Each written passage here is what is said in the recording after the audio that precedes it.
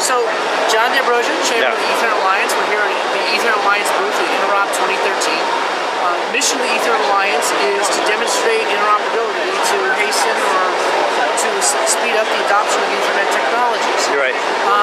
Speaking as somebody who serves in the IEEE, very proud of that work, but when I'm done, the reality is that I have a 300 to 500 page document. It's not the same thing as technology. And as often, does it work?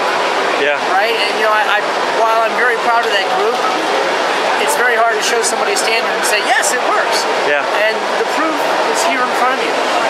So the Ethernet Alliance is actually an organization dedicated to, its mission is dedicated to the support of IEEE 802 Ethernet technologies. That is our mission. Okay? Now the reality is that there's a lot of technologies that are developed inside of the IEEE as well as outside the IEEE that leverage Ethernet standards. Okay, so some of the cabling that you're seeing in here uses electrical interfaces that were defined inside of the IEEE to go to active solutions. So the demarcation point that at one point used to be the cable and what we would refer to as the MDI has now moved inside the box. It's the actual electrical interface that people are connecting to. So you can see right here, that's a 40 gig port using the QSFP. Alright, there's your QSFP. But you see now how 4 cables are coming out? 4 10 gig cables. So you can use this now not necessarily as 40 gig, but as a higher density 10 gig packaging. Where everything works at 40? So you've got copper going on here, you've got fiber, single mode, multi-mode fiber going on here, you can see all that stuff. Basically you've got all the different interconnect strategies that one can use. Alright, so here I'm looking QSFP, but this is 2. So what is it, 250s? No, in that case that's actually an SFP plus, and that's 10 gig, so it's a transmit and receive here. And here's my, because I got the transceiver. Right, okay, so I got it. There's your QSFP. I'm going to assume, I don't know each cable individually, but I would say this is probably coming off with an active solution. Here's your 4x10 solution.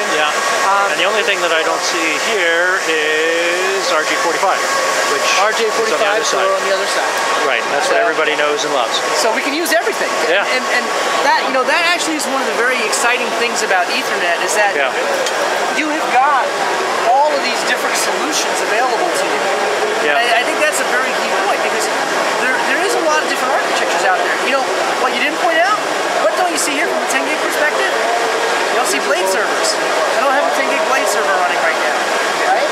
I don't have a 40 gig blade server. I don't have KR4. Those are other options that people use.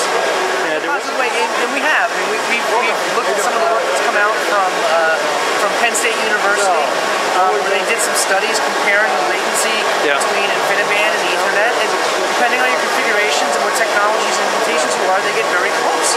You know, I think, you know, people do get their religions, all right, and I'm not going to do anything in terms of slamming it. I'm here to promote Ethernet. And what I'll always say is don't bet against Ethernet, because the reality is that people do want to leverage it. Why? How many ports of Ethernet are shipping worldwide? How much IP out there is Ethernet based? Everybody wants to do Ethernet. And they look at it from an end-to-end solution. So if Ethernet doesn't solve a problem today, and there's a market for it, it will solve it tomorrow, because the Ethernet community will recognize that and do more to fix it. Right? What I do see happening is other people coming to the IEEE to leverage the technologies that are getting developed there. Right? So the rigor that the IEEE community puts into the standard is second to none.